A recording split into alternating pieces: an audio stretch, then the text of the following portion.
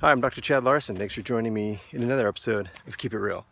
The questions that I get asked most often lately is about fat loss and about brain health. And we've talked in more recent episodes about fat burning, weight loss.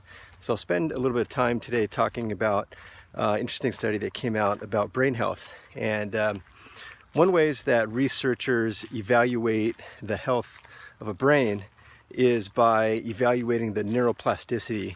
Neuroplasticity is basically the ability for the brain to learn something new and retain that information. And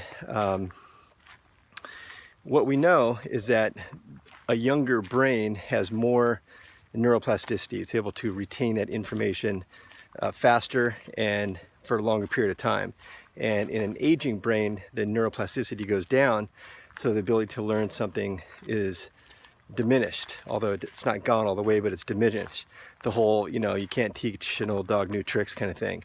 But there's new information that tells us that this isn't quite as fixed as we might have thought at a point. And our ability to maintain and even improve our neuroplasticity as we get older can happen with some specific things. And so there is an interesting study that was out of the Montreal Neurological Institute, which is affiliated with the prestigious McGill University in Canada.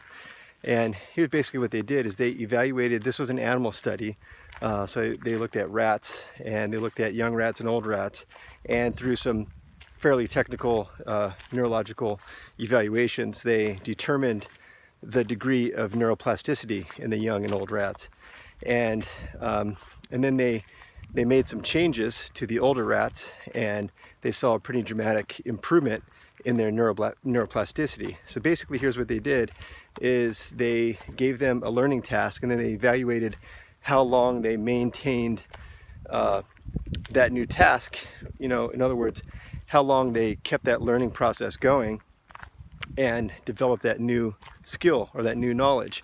And then they sought to try improve the older adult rat brain by changing a particular neurotransmitter. And the neurotransmitter that they influenced was GABA, G-A-B-A. GABA is gamma aminobutyric acid. It's a very important central nervous system neurotransmitter, and it has lots of different actions in the body. But what they basically found out is that when they boosted up, when they increased their levels of GABA, the neuroplasticity of the older rat brains improved. So in other words, they're able to learn something and retain that information for a longer period of time. So it improved their neuroplasticity. So that's like major home run as far as I'm concerned with the aging brain and what we can do to minimize that brain. So of course what researchers will do probably in follow-up information, this was just published I think just a month or two ago in a medical journal called eNeuro. And what researchers will likely do with this information is they will try to develop a drug to increase in kind of an artificial way GABA levels, and then they'll eventually try to turn that into a blockbuster sort of brain or anti-Alzheimer's drug. But what I'm encouraged by is that in natural medicine, we're already doing this. We already know about ways to improve GABA.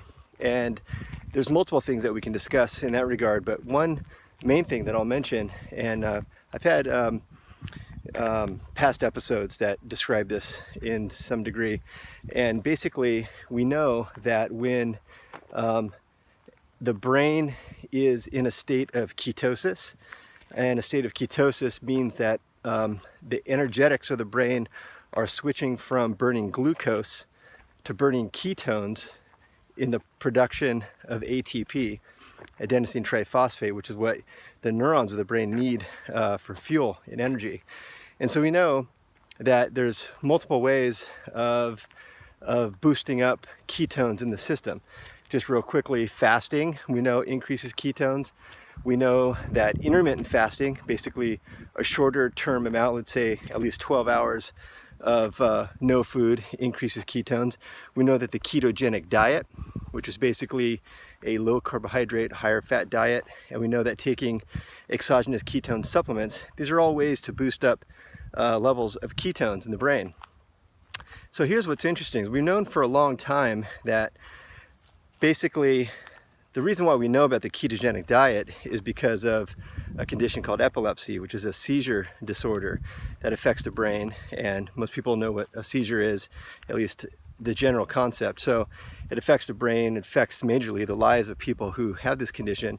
But we've known for a long time that an elevated state of ketosis helps to decrease epilepsy. And one of the ways that has been theorized, and I'd say proven, is that it helps the brain by boosting levels of GABA.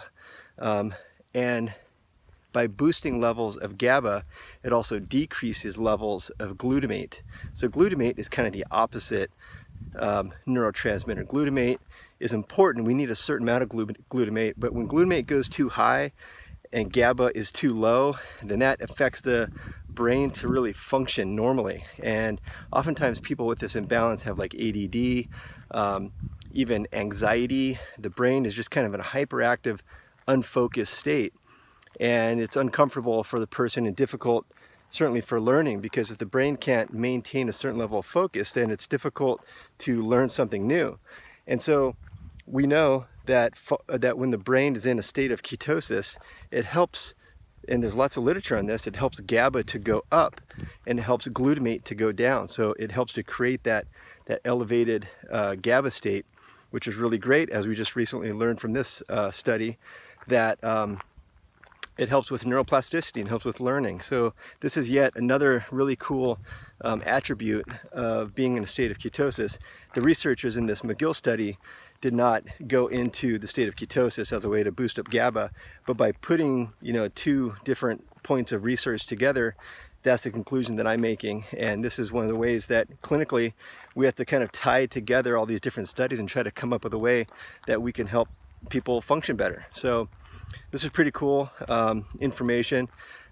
We've known about GABA for some time and its effect on the brain, but the way that they described it as really improving neuroplasticity for the aging brain, I think gives us a lot of extra encouragement that this could be a really helpful strategy moving forward. So hopefully that was helpful, food for thought. I'll keep reading the studies and bringing you the information. Until then, keep it real.